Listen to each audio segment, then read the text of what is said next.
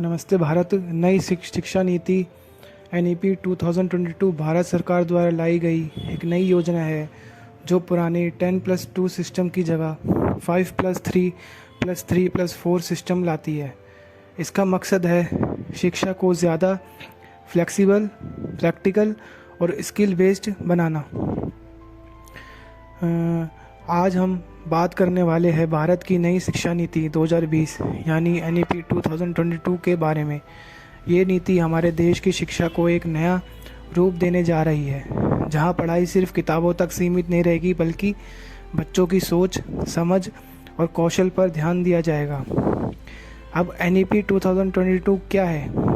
नई शिक्षा नीति 2020 भारत सरकार द्वारा जुलाई 2020 में लाई गई थी। इसका मुख्य उद्देश्य है हर बच्चे तक गुणवत्तापूर्ण शिक्षा पहुंचाना, रटने के बजाय समझ और कौशल, अंडरस्टैंडिंग एंड स्किल्स पर ध्यान देना, शिक्षा को ज़्यादा लचीला, रोचक और आधुनिक बनाना। स्कूल शिक्षा में बड़े बदलाव।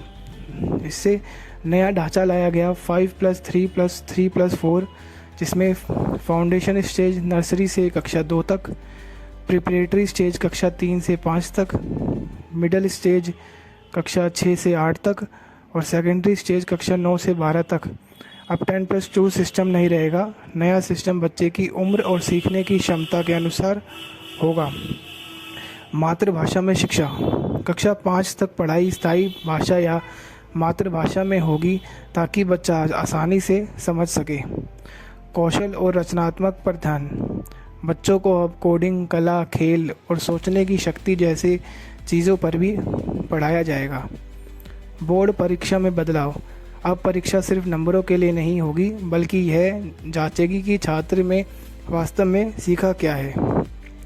उच्च शिक्षा कॉलेज में बदलाव। Multiple entry exit system. अब अगर कोई छात्र बीच में कॉलेज छोड़ता है तो उसे सर्टिफिकेट या डिप्लोमा मिलेगा।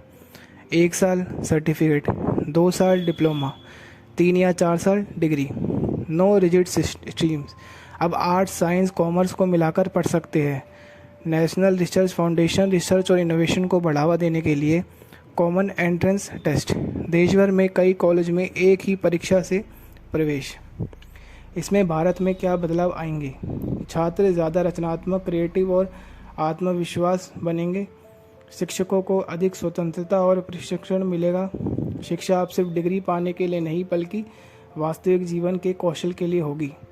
भारत धीरे धीरे बनेगा विकसित भारत 2047। तो दोस्तों, आपको क्या लगता है NEP 2020 भारत की शिक्षा में सही बदलाव लाएगी? आपकी राय कमेंट में ज़रूर बताइए और अगर वीडियो पसंद आए तो लाइक, शेयर और सब्सक्राइब करना ना भूलिए।